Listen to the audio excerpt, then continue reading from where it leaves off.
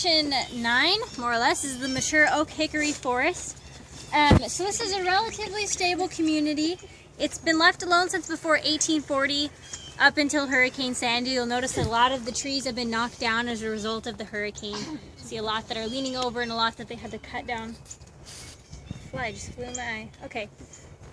So this is a good example of the pit and mound. So you guys will notice this tree right here that has fallen over.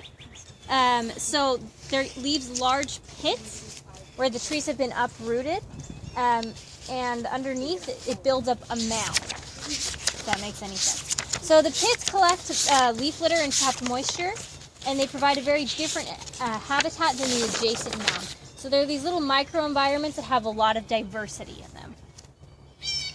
So some typical mature forest species here include the beech, hickory, and oaks, which make up the canopy layers, like the very top layer that you can see. And then maple, ash, and dogwood make up the understory. And then there's various spring ephemerals that make up the herbaceous layer. There aren't very many shrubs or tree seedlings here, partly because of a lot of shade from the other trees, but mostly because the deer eat them. Okay? You guys have any questions? What was present in herbaceous layer? Yeah, so there isn't the the herbaceous layer? Yeah. The herbaceous layer are the spring ephemerals that we looked at. What about the shrub layer? Yeah, so there isn't really a shrub layer here because the deer eat it. So Can you see the deers right now? Like, where are they? I mean, I don't know where they are at this exact moment. I don't have like a deer radar. But the last time my sections were walking through them, we saw the deer just a little bit back that way. We saw a couple. And How nutrients being returned in to the foreign logs being returned to the Yeah, so the ecosystem? nutrients go back because of the pit and mound system that we were talking about, so new things grow, basically, in it. And I'll show you a good example of that a little bit further down. And the stage of succession is represented. And secondary, I think, right? So this is a mature oak hickory forest, so I believe it's a stable community. Okay. That's what they would call it. If I had to pick a stage, I would say secondary. It's definitely not primary, but I believe it's called the stable community. Okay, once again, like what tree species make up the canopy layer? Yeah, so the canopy layer is beech, hickory, and oaks. Beech, hickory, and oaks. Yeah. Okay. Okay, you guys have any other questions? If you want to check that out. Damn.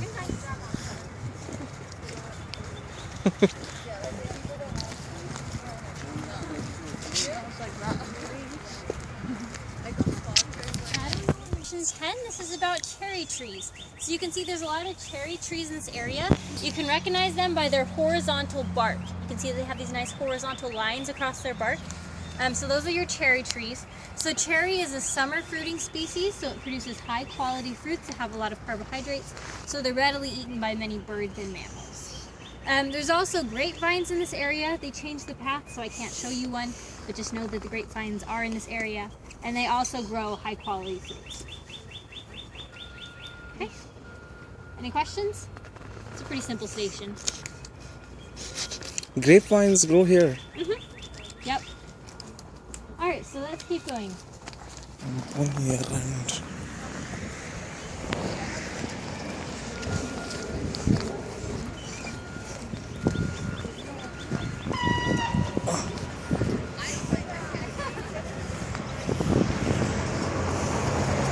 Section 11, this is the lawn and the forest edge, right? Obviously we're on the lawn portion of that.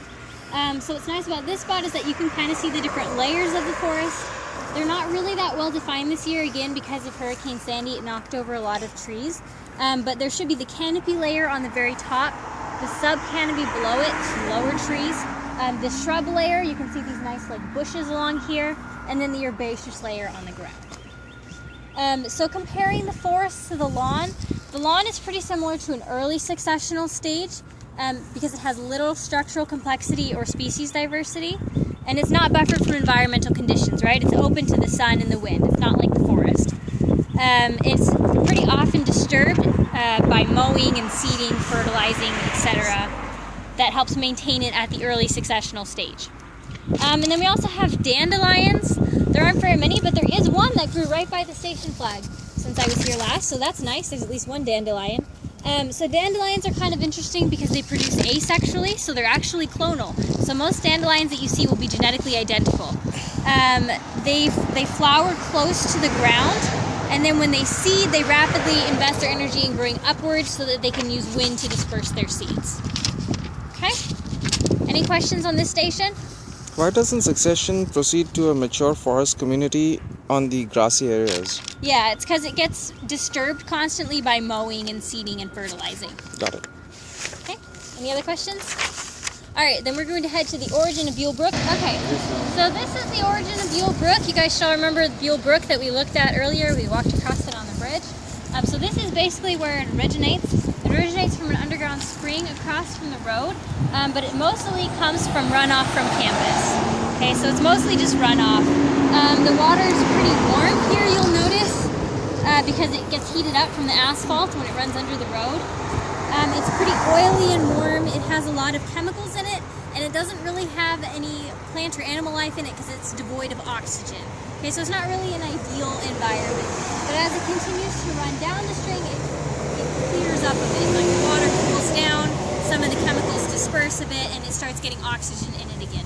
So that by the time it reaches the point in the forest where we saw it, it can actually support some animal and plant life.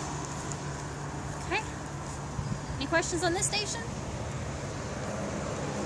Oh. Alright, well this is the last station. So now at this point you should make sure you check yourself for ticks. Check yourself carefully, have your neighbor help you check. Make sure you check your hair, they like hair. Check your ankles, etc. Just try to make sure you get rid of any and all ticks that might be around. Okay? And